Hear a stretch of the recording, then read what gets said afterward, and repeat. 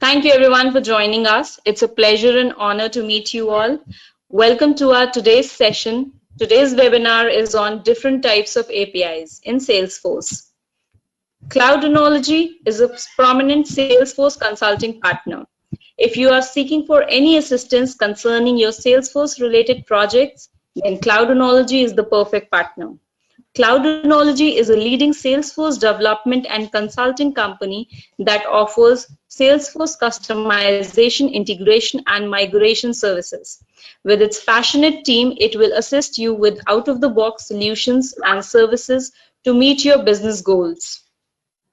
Brace yourself. I now welcome our today's speaker, Aniket Chaudhary, a senior Salesforce developer, and Pushpendra Yadav, also a senior Salesforce developer at Cloudonology. Without further delay, let me hand over the session to our speakers to enlighten us on this agendas.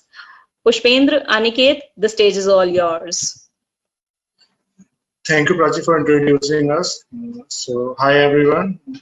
Welcome to our webinar. So, we will discuss today about the APIs and how the API can help you to do the better sourcing and which APIs are available in Salesforce and how we can develop the tooling API and the streaming API. With the help of tooling API and the streaming API, we can build the development tool and we can also track the changes in the Salesforce database. I and Pushpin will give you the quick demo for the tooling API and the streaming API in today's webinar. So after that, we will take a QA session. Okay. So let's start with this. So what is API? As we all know, API stands for Application Programming Interface. So this is the interface in which allows two systems to communicate with each other in a secure manner. And all APIs have their own protocols and we can say the standards to communicate with each other. So let's take an example how the systems can communicate. So here we have the client. It's a system 1 and it's the system 2. Okay. So client will send the request to this server. Okay, so server will check the client is valid or not, and the request is valid or not, what he is asking is valid or not. After the authorizing process, the server will return the response as per the send request. So this is the communication process for the APIs. So here we have the two API calling process like synchronous API process and the asynchronous API process. Okay, so here we have the two, synchronous and asynchronous. Let's start with the synchronous one. So here we have the client and the server.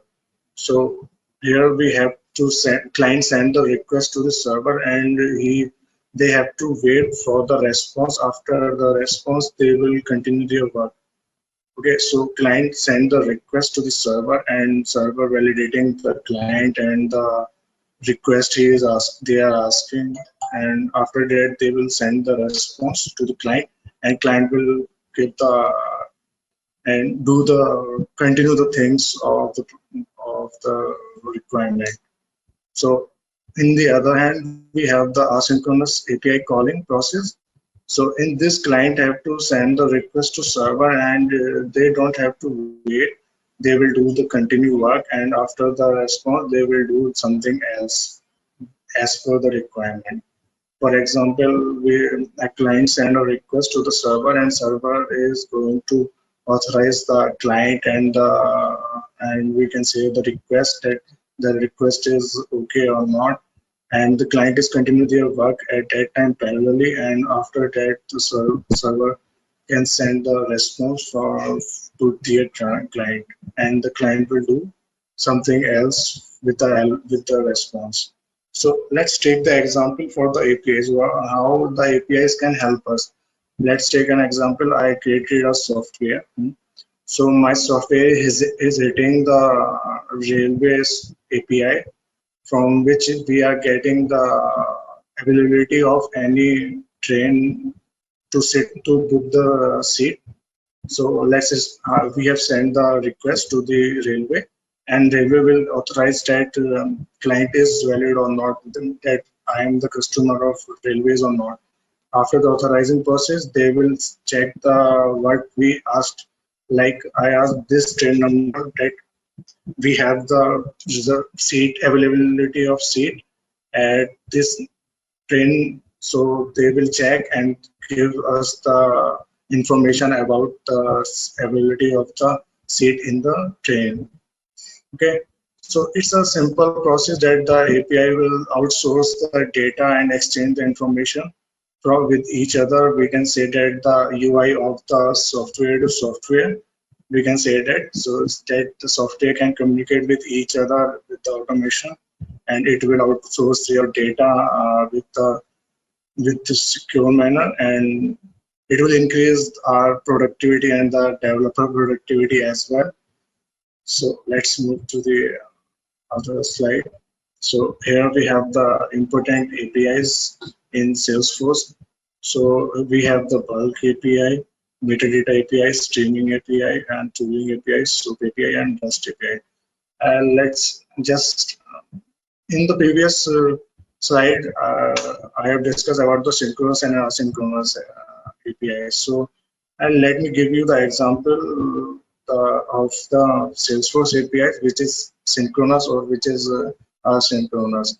So, bulk API is basically based on the asynchronous API call process, and metadata API is also based on the asynchronous API calling, and the tooling API and the SOAP and REST API is based on the synchronous API calling, as we discussed in this slide. Yeah. So let me give you the quick intro for the APIs. Like, what is bulk API? Bulk API uh, is a asynchronous API in which we can load and deleting the large set of data in a Salesforce database. So for the example, like we have the tool of the data loading in a Salesforce. So with the help of Salesforce data loading, we can do the bulk API. We can use the bulk API, and we can load the data. But so in the metadata API, we can use the metadata API to deploy and retrieve the customization of any all. So the basic difference between the bulk API and metadata API is bulk API will deploy the data in the data Salesforce database, and in the metadata API, we can deploy and retrieve the customization of an org. So next we have the streaming API. Streaming API, we can say that the streaming API is uh, is used to track down the changes in the database, Salesforce database, like the notification that the fields is changed from this to this. We got the notification in the Salesforce org with the help of the streaming API.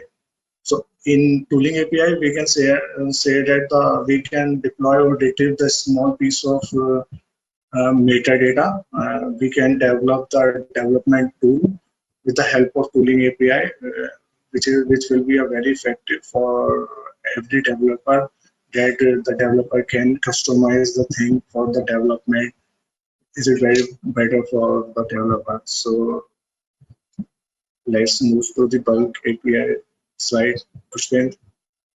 Yeah. Thank you, Aniket. Thank you for the quick and the good information about the API. Okay, so the bulk API. Bulk API is based on the REST principle, and we use bulk API to load the data which in the bulk manner. Like if we have the data which is in count of millions and thousands, we can use the bulk API instead of the REST API, because REST API is for the when we use REST API for synchronous data, synchronous manner, and for few data. If we have data in bulk, we should go for the bulk API. What is the benefits of bulk API? The bulk API is a set of records that are processed to create a job, and it contains the one or more batches, and it runs in a asynchronous manner.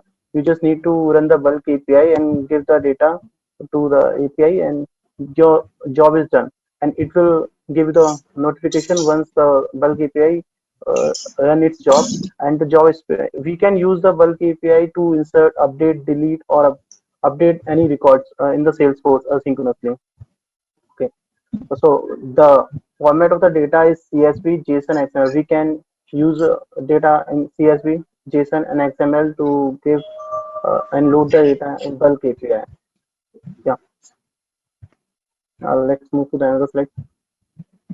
Okay, let me present my screen to you. Okay, the metadata API.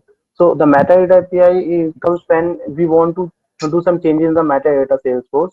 Let's suppose if we have some information like object, and we want to change the name of the object, like we have object like uh, class, and I want to change the object of the class from class to the class A1. So we use the metadata API instead of the another API, tooling API, because the metadata API has the functionality and to retrieve, deploy, and create any and customization of your org. The most common is used to migrate the changes from sandbox to testing and to your production environment. So the metadata API. Okay, so the metadata API used for updating the data, it is usually used for visual force pages, Apex trigger, classes, objects, and other configuration introduced in the Salesforce. Uh, a lot of IDs use the metadata API. I believe the metadata API is the second oldest API that Salesforce provides. It also based on the SOAP API. Okay, so the data format is used by the metadata API is the WSTL file, and it generates the data in XML format. It has a synchronous manner procedure through which it can perform its functionality and operation. Okay, that tooling API is the simple way to push relevant data to your user in the real time instead of having to refresh or without opening the this is the metadata API. But the metadata API and the tooling API has some different operations which differentiate these both APIs. The tooling API was designed to make software development, maintenance, and deployment easier. The developer console and the force.com IDs are the examples of the tooling API, and it function as a tooling API of functionalities. Okay, and the streaming API.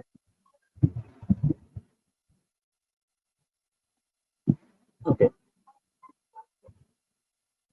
let me present my screen to you first. So, show my-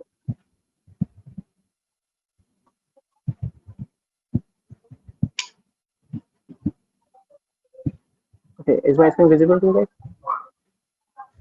Yes, Pushpendra.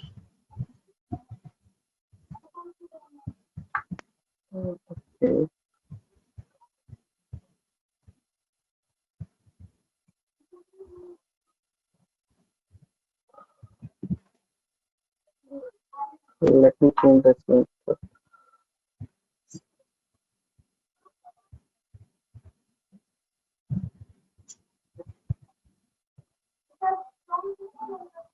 Okay, so the streaming API.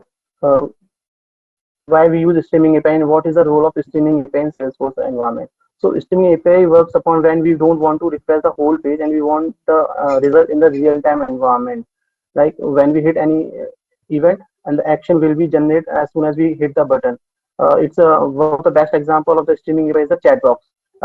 Like in WhatsApp, you send the message to the receiver, and receiver as soon as the receiver gets the message, it will revert you back, and you get the message without refreshing or without opening the WhatsApp again, uh, like in notification manner.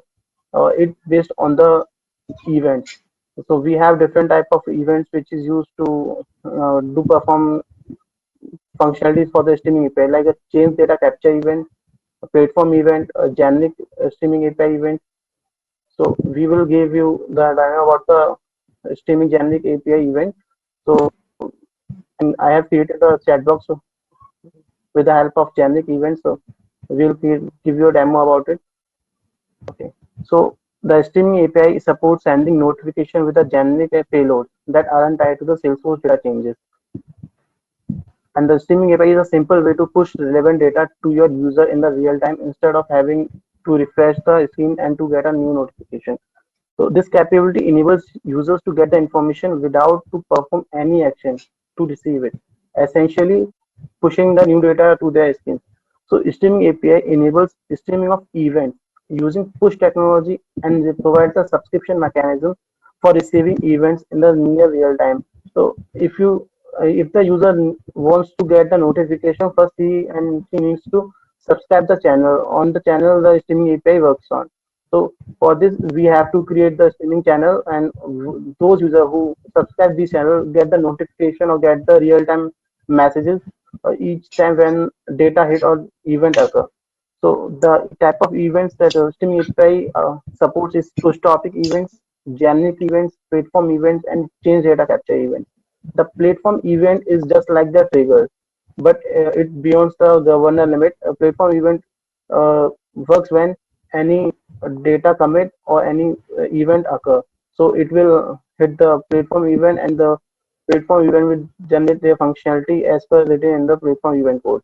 So today we will discuss about the generic events, how we can use a generic event to perform the streaming API, and how it will be beneficial uh, instead of the platform event. Because in the platform event, if we want to do show some changes in every field, we have to define these fields in the platform events, like we do in the Salesforce object.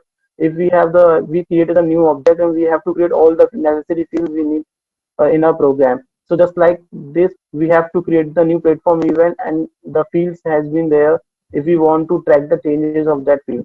So this is the one limitation in platform event. So to avoid this, we use the streaming generic events, which doesn't allow us to create fields. Okay, so yeah, let's move to our demo part here. So Aniket, let's go with the tooling API demo part. After we will go to the streaming API demo part. Okay.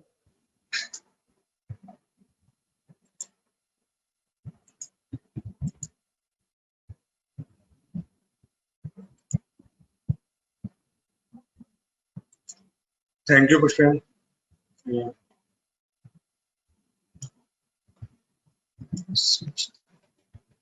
My screen is visible to you all. Yeah, Aniket, I can see your screen. Okay, so here I have created a Lightning component in which we will create a Apex class with the help of Apex code and the REST API, and we will use the tooling API endpoint of Salesforce to create the Apex class. And here we have the second button for open Apex class. So here we can retrieve all the Apex class here, which we have in the OR, and we will choose this and delete as well from the Apex code with the help of tooling API endpoints. And let me give you the demo with the starting of create Apex class.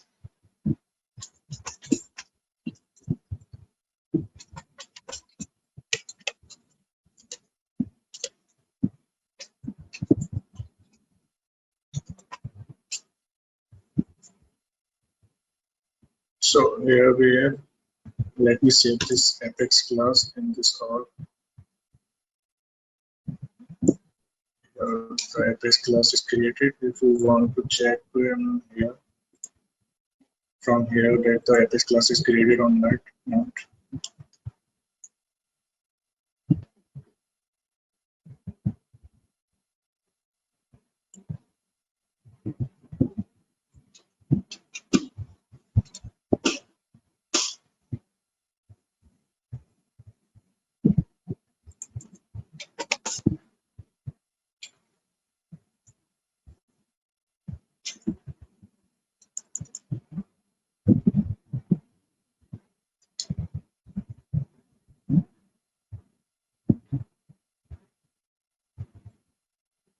And here we have the class which I have just created with the help of tooling API. Okay, so let's suppose we have to delete this Apex class from here. Here we have the class which we have just created. Here we have the code of that class, and from here we can delete the Apex class from the home. Yeah, with the help of tooling APIs. we can customize all the things as per the requirement with the help of tooling API. We can customize many things for the developers. And like if any organization want the customization of particular protocols of the customization in the FX code, you can do with the help of this. Yeah. So let's check this class is there or not. As we have deleted just.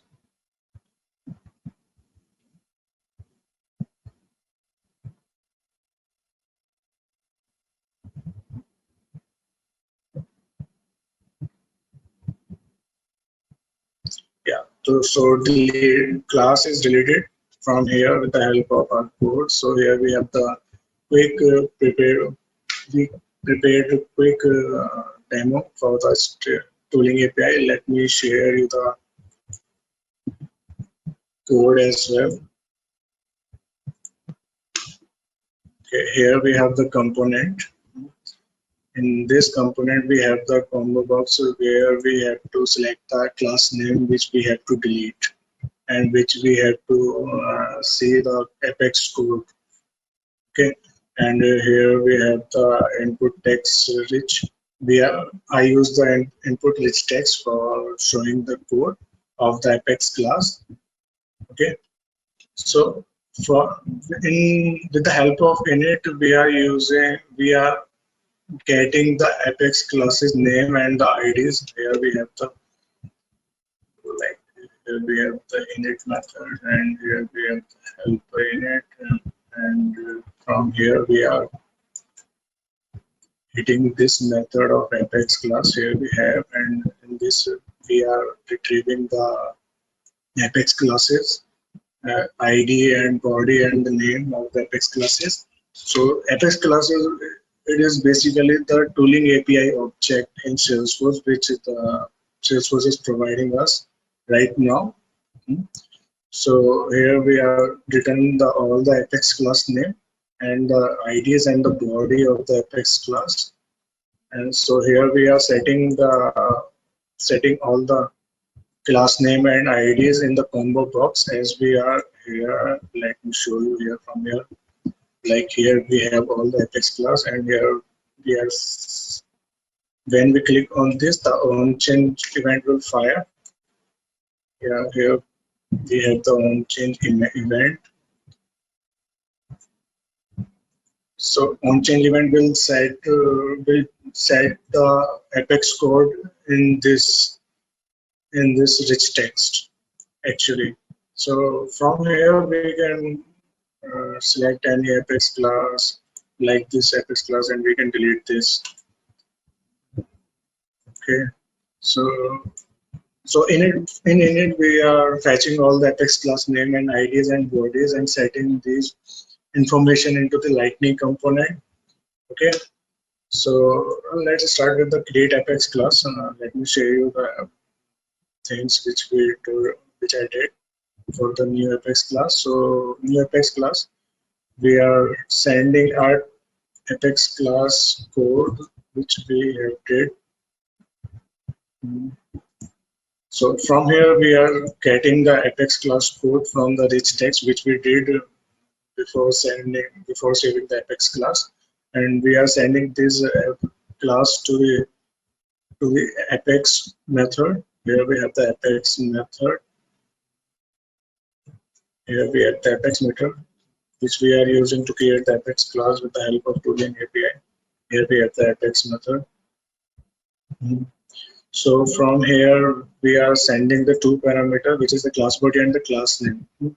So yeah, we are sending this, and I have created another class which is the generic tooling API calls class, in which we have created I have created many methods for the tooling API to use, but for now, for this quick demo, we are using only the create apex and the delete apex. Okay, so let me open this class.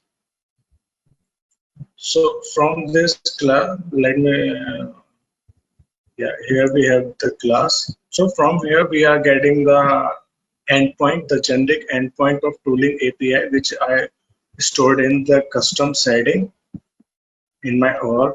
Let me share you.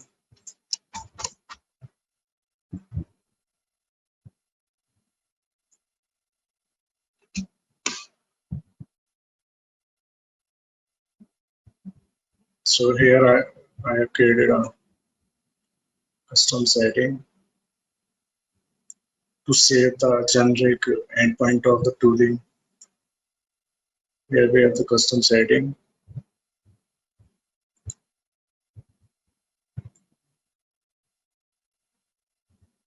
So I am using this URL, generic URL for the tooling API to read the tooling.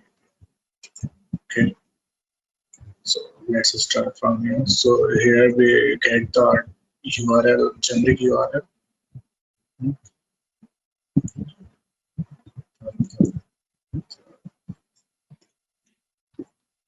So here we have the class body which we did in the lightning component. So here we have the class name. So we did the authorizing process from this generic method to authorize. Here we have the generic method. Here we have the endpoint. Endpoint is come from there, and to create the class, we have to add the slash apex class and the post method. Okay.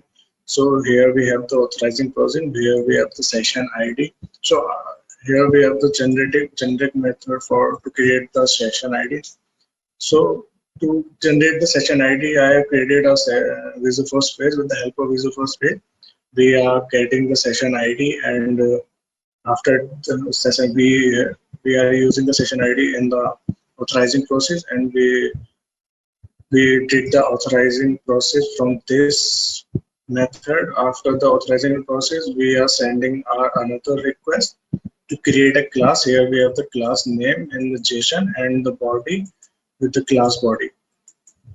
So here we have the JSON we have to send to the tooling API endpoint of the Salesforce after the authorizing one. So after that, the class will create automatically. This is the benefit of the endpoint of tooling API to create the Apex class. Okay, so let's move to the another one. How we can how we can do the open Apex class. Here we have to choose the class name. We choose the class name, and here we have the class. So what we are doing in the backend is we are getting all the Apex class from the org to here, and after the on change event, we will get all the we will set all the Apex code of that class in the rich text. Okay, so after that we are hitting the delete process. So this will hit the Apex class to delete the another Apex class which we have selected. So here we have the delete Apex class method, and here we have the generic class as I already told you. So here we have the method for the delete class. So actually for to delete the class or to getting the class, we have to we have we have the required field, like we have to we have to do the things with the help of Apex class ID.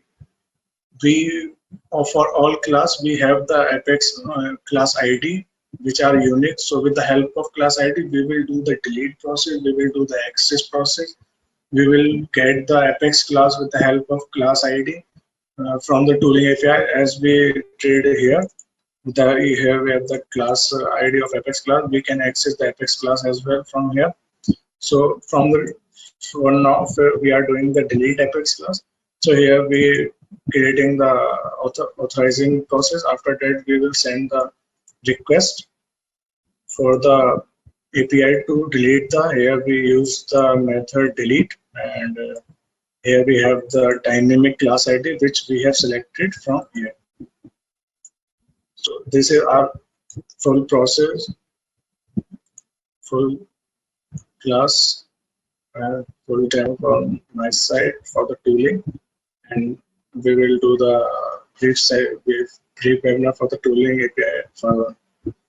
Okay, thanks, Pushpin. You can continue with your streaming API demo for now. If anyone have any question, we will discuss at the end of the webinar. Okay, thank you. Pushpin, go ahead. Yeah, Niket. Thanks for the tooling API introduction and the demo. So Mhm. share my let me share my screen to you and show you how streaming API works. Yeah, yeah.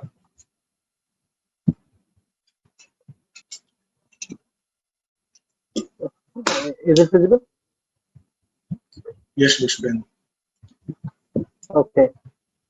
So I have already opened the streaming API functionality in my toolbox.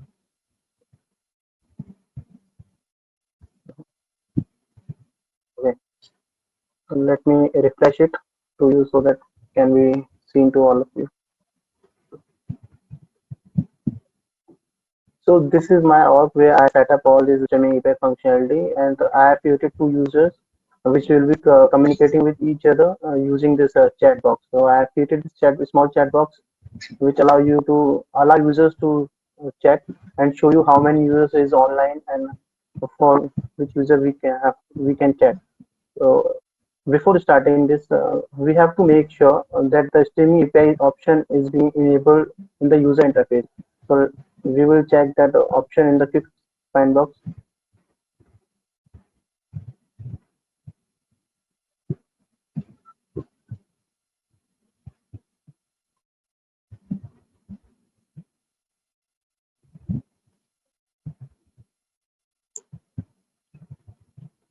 Okay, we just need to type user interface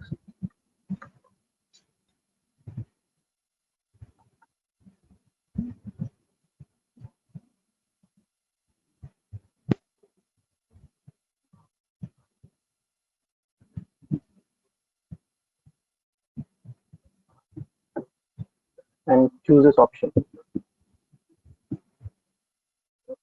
and it will show you multiple options here. So we need to find the enable API option, uh, whether it is enabled or not. So yeah, enable streaming API. If it is not enabled, you cannot perform the streaming API chat box. So it must be enabled here. So I have enabled this streaming API option under the user interface. After that, you have to create the streaming channel to use a generic streaming event. Uh, for this, you can search from the app launcher. Just type streaming API, streaming channel. In the streaming channel, you should be creating a record under this object, and it is a standard object given by the Salesforce.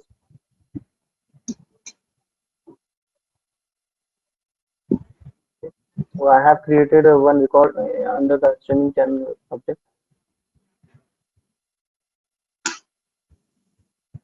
Okay, okay. Let me share my another screen. From this user, I have created this. That was another user, and it doesn't have the accessibility of that record. So let me go with this user. Streaming channel.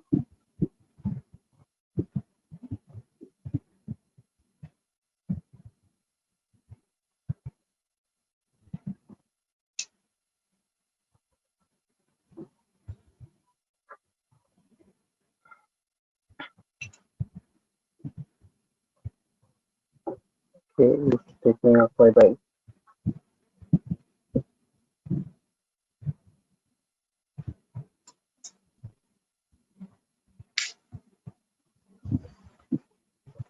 Okay, this is the record which I have created. It starts with the U, and it signifies you that it's a generic event.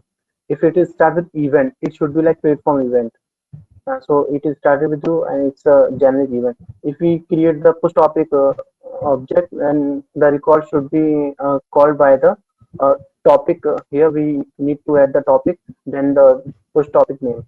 So for the generic event, we should use the U under some backslash and then period then your record name, chat channel. So in this record, let me open this record to you. So you can see what details it has. So it does not have any first detail. It just has a channel name, and the users who can subscribe this channel can chat with each other. Without subscribing this channel, no user cannot chat and cannot see other online users. So let me tell you. Uh, okay, this is the user which I am logged in. This user, its name is Pushpin Yadav, and let me show you the another user of the same org. And this is the another user in the different browser, and its name is test user. Okay, these are the two users which are currently logged in. And when you click on this home button from here, so I have attached my custom component over here. And when you click on the let's chat button, it will search all the online users and it will show you how many users are online. So it is showing me only one user, Pushpin Yadav, which is currently logged in. And okay, let me refresh it once again. So it is showing me the Pushpin Yadav. And let me open this another Salesforce users.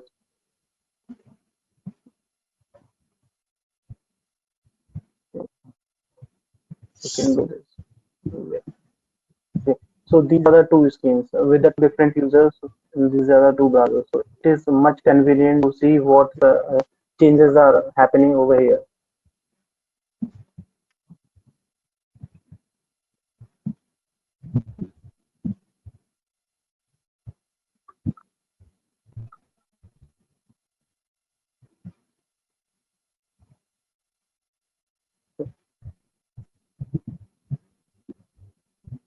So another browser is being loaded right now.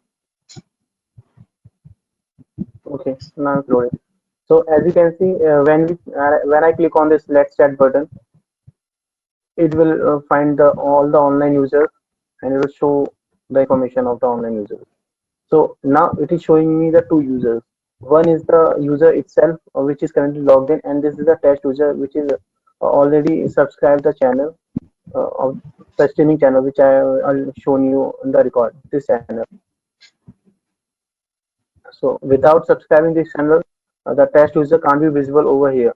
So it is the test user subscribe this channel, so that's why it is populating over here. When I refresh it once again, then as you can see, after refreshing once again, the all the users is appearing here because I haven't click on the let's chat button here. So the subscribing subscribers are not populating over here. So it's that when this user connect with the test user, so let me type this message here. I click on, so without even refreshing the page and portion, the message appear here with the help of the generate event, because the action event generate when the message commit, and as soon as the message commit, it perform action. So from another window, if I type hello and click on this send button, so it the same message populated in this chat box window. So it is happening with the help of the streaming API. So when I click on the go offline button, then the all these users will be unsubscribed. And when I click on again the let's chat button, so it will subscribe. The user will be subscribed to this channel. So this is the functionality which I am providing, and when I click on the refresh button, the same procedure is happening that these users are subscribing the particular channel which I have shown over there. So that's how we can communicate with each other with all the users in the one org and perform operations based on the notifications and the events. Okay, so let me quickly go through the demo or the code which I'm writing for this.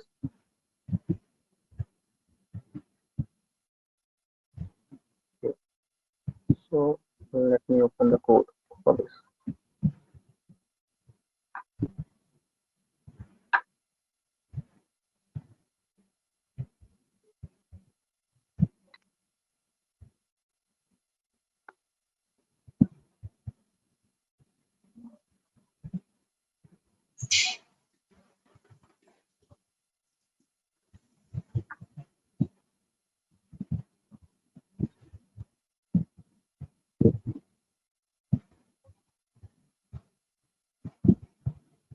Okay, so this is the component, and this is its controller. This is a Apex class. This is its controller, and this is its helper class. Okay, so in the control component, let's start with the component, which what I have done in component so far. So in the component, I have uh, created chat box. For chat box, I have created the Lightning Aura frameworks and Lightning text.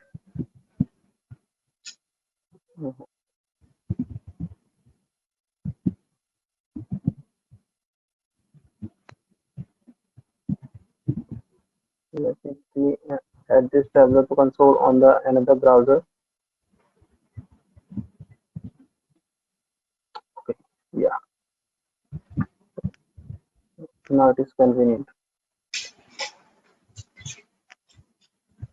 So what is my code is like doing? So when this page load, it starts with the let's chat button. So for this thing,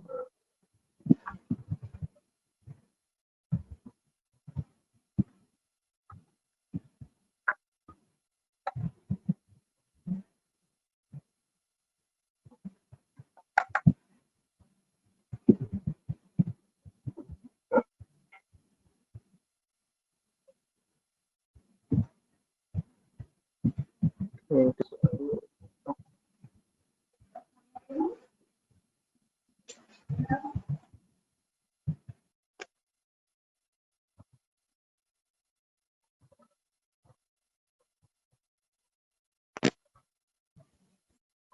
meanwhile the page is opening. Let me tell you about the code and its thing why I use.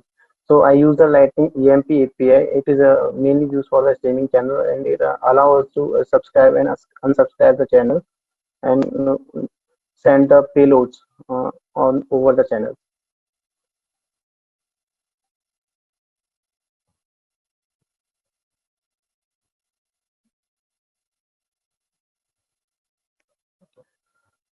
So I'm just hiding the component, small components using the OR conditions. If the channel is subscribed, then OR will be true, and all the code which is written under the OR condition is populating over here. Just let's like so the let's chat button. If the subscribe button is not true, then the portion which is appearing over the screen is like the let's chat button with the a small design.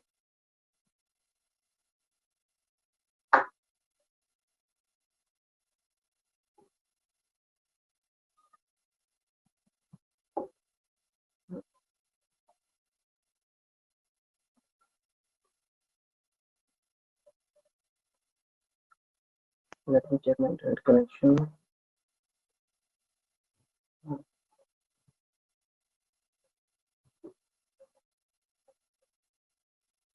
Okay. So this is I'm talking about. So I'm changing this lightning card icon and the chat box based on the subscribe boolean button. If the subscription is already done by the user, then this icon will be changed. Otherwise, the icon will be remain the this icon. So how it's going to be happening? It's like the let's chat button. So defaultly, I have put this subscribe value is false in the attribute this here. So the default value is false. So once this code run in the by this 2 minute when the page load, so it gives the a subscribe but value false. And if it is false, then this or if will be executed under this or if condition. How the whole code runs, and it's showing me the design according to this code. So I have written the so let's chat button over here. I've added the button and the uh, icon based on this. So there's a let's chat label button. It's populating over here. Before this, it's a chat box.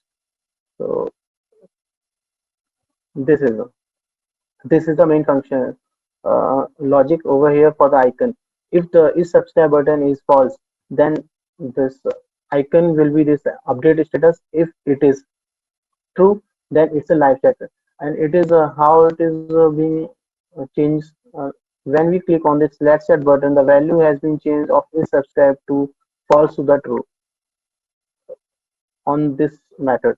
This is the method which is written over this let's chat button. On as soon as you click on this button, this method runs, and this method runs. And let me open this method to you. So what I have written in this method, what it do like, if this is subscribe is true, then this code will be executed, and if not, then the handle subscription method will be executed. So uh, by default, my subscription button is false, so it will not execute it. The subscription method will be executed, and it will subscribe the channel. And let's go to this method, handle subscription method. Okay, this is the subscribe method. In this, I'm getting the attribute of EMP API, which I have declared for the subscribing the streaming API channel, which I have created under streaming channel object. So this is my channel name. So I have given an attribute, and I've given my channel name under that attribute.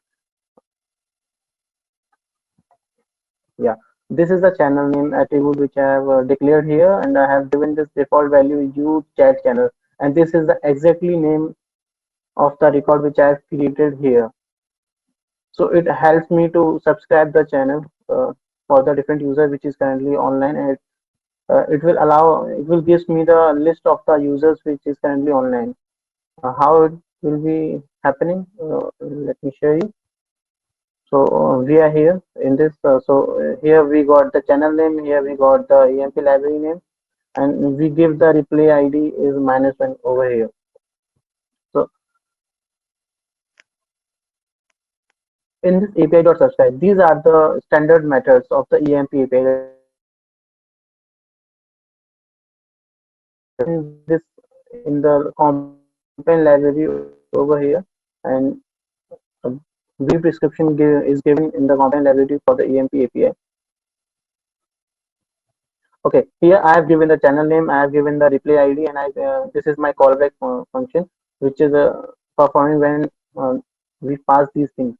And okay, in this thing, I have given this value which is populating with the help of this function, and the value is assigned to this channel, which is I have so declared the variable, and it will set the subscription attribute with this subscribe channel on, and this component of set is subscribe will be true once this method is run.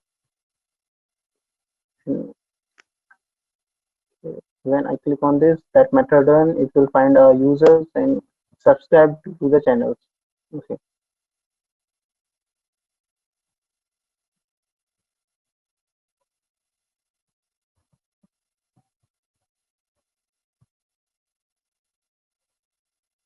Okay. After this method runs, automatically this method runs after this get only users, and these users come from with the help of this method get online users, and I have done the REST API over here for the getting the online users. Okay, let me open this method to you. In this get online users, I've called this apex method get online users. I passed no parameters for this. So let me open that method. Mhm. So I've given the return type here, the users list, which will return me the users list, and this is the HTTP method which I have declared here. So I have created the generic method called make callout, and it will allow us to make callout with the help of these parameters I have given. So this is the method name, this is the message, and this is the replay ID. So I passed three parameters for getting this online users. First method is the get, and these are the two parameters as null. And this is my channel response object for this, and I have created this channel object. As soon as I hit this make callout method, it will give me some response in this response variable, and this response variable will be deserialized in this channel response object, and I will get the online users ID with the help of this channel response instance, and you add these users ID in this list and return this and get the query from the users object with the help of this user ID set. Yeah, this is the set which I have declared to get the user's ID. And as soon as the circle runs, it will fetches the name, first name, and last name of the currently online users and return it to the online thing. So let me open this make call out generic method. Okay. So this is the make callout generic method I have created. I have passed the method name, string message, and here is the user ID. So it send me the user ID from which I have given the message. And this is my request method, and I have given from this code I have fetched the base URL of my org, and I have added this base URL in the endpoint. This is the endpoint which is help us to get the online users the streaming channel, and this is the streaming channel ID. And how can we get the streaming channel ID is I have just queried on over my record with the channel name which I passed, and I get this ID through dot ID logic, and I've written this channel ID and added to the base endpoint URL. And at last, I have added the push keyword which help us to get the all the online users, and I've get the author I've created the one VI page to get the session ID as Aniket already created the VI page for the session ID. The same things happening over here. So in that VI page I have just written a small piece of code. So uh, in the get this is a method, so I have given two strings here, the start string and the end string. So when this page runs, it will give me a piece of JSON string, and I have uh, uh, removing some string characters, so I got this ID session ID. So okay, I have got the response of that string API. If let me check my footprint. Hmm, okay, I think I don't have that response right now. Let me open that page to you.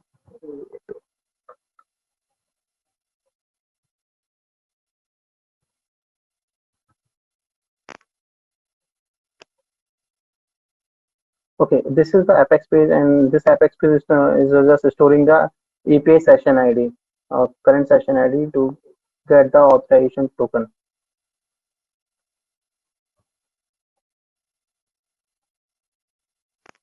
So once I get the authorization token over here, so I added that authorization token uh, here, and I added the content type like application JSON, and I've given the header as well, and hit the method.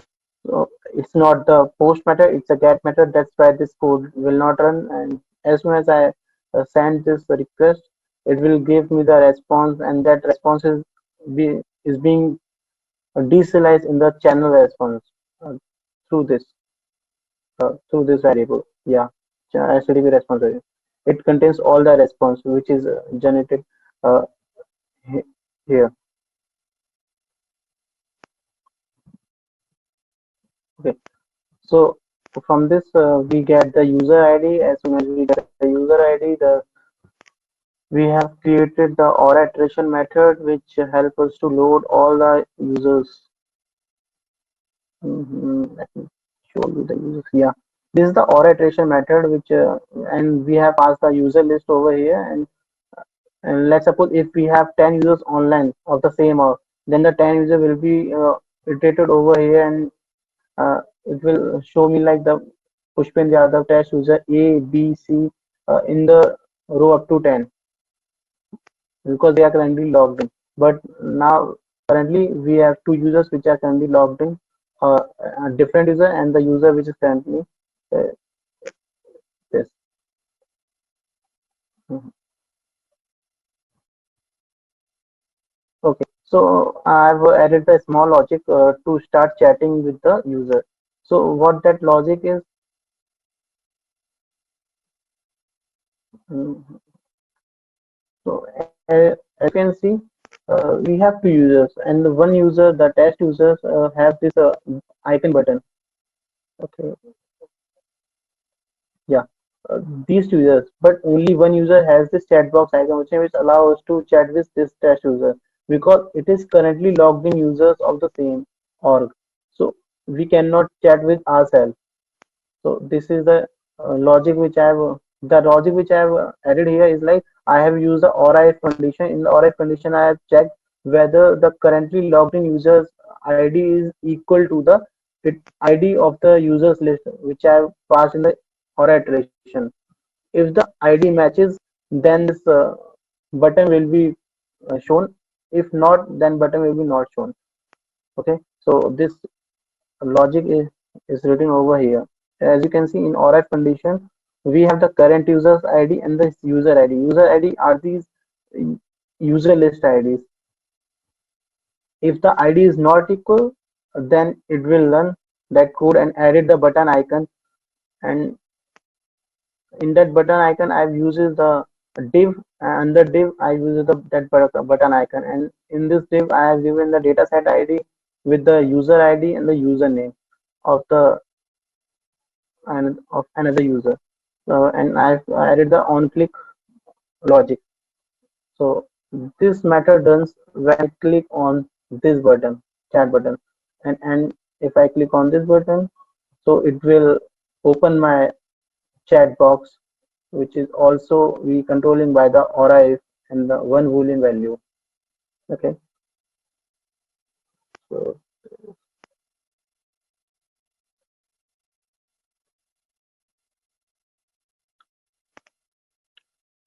here I've given this set user ID, selected username to this attributes, and I've enabled this show chat box. As soon as I give the true value to the show chat box, it will open my chat box like this. And is active, I have put it true over here. So what these two attributes are doing is like this, it is containing the user ID and it is containing the user's name. And as you can see, that's attached user. This is the username which is populating by this selected username. Okay, so in this component, I'll show you that yeah, that this is a show chat box. It is true, then it is this code is executing and it is showing the design of like this. Okay, and the conversation which is happening over here, where it is getting stored. Let me tell you this. Hi. So okay, I'm storing this information in this section, the underline unordered list. This. So I have created one Aura ID for this, and I have added the SLDS chat list class, which is the standard class given by the Salesforce. Before this, I have added the section with the SLDS chat class, and I have given the custom CSS to the chat box class to uh, maintain the CSS of it. Okay. Okay. Without wasting much time, let me go to the quickly the logic part of it. So, what logic I have used to introduce the uh, string. Okay. So all the logic is happening on this button.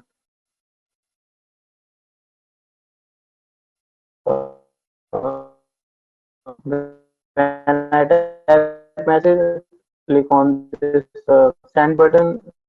This message is appearing over here. Mhm.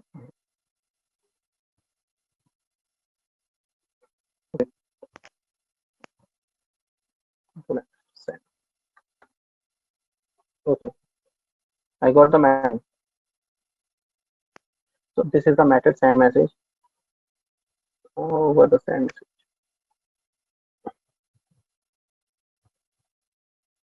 Okay, this send message, what is doing here? It is getting the value from this input message. This is the aura ID which I have given to this lightning input tag. So this is lightning input text area text tag, and I've given the value and I'm fetching that value through that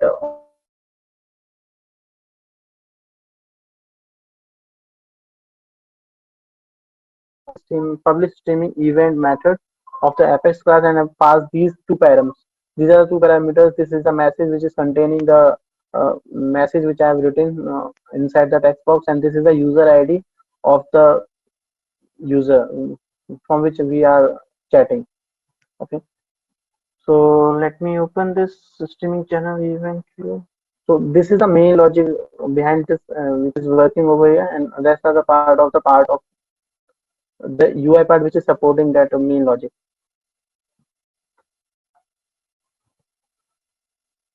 So I've done the call out with the post because we are creating and sending the message to the another thing. So the method should be the post method, and this is the message variable which is contain the current message, and this is the user ID uh, or containing the ID of the user from which we are chatting. Okay, in the make call out. Okay, let me open that make call out. Okay. So. Mhm. Okay, so this contains the post method, this contains the message, and this contains the user ID, and the rest thing is remain same. The logic change when it comes to the method is post. It is not work when the method is get. It works only when the method is equals to post. When the method is post, then we will sending the body with the help of the push event. This is the JSON structure of that body, which contains the method. This is the object push event object, JavaScript object, and this is the payload. Payload contain the message on the user ID, the current user ID, and this the current user's name, and the user ID of the user to which we are chatting. And as soon as we hit this REST API, what it is doing is getting the response and hitting that channel and populating the message over the other user's chat box like this. So this is the message which I have given uh, through the another user and to this user. So this is the thing which is happening over here through the streaming channel API. Uh, Thank you, Dean. Thank you. If you have any question, we will discuss at the end of this webinar. Thank you, Pushpin, for Thank you, sharing Aniket. your Thank you, knowledge. Pushpendra.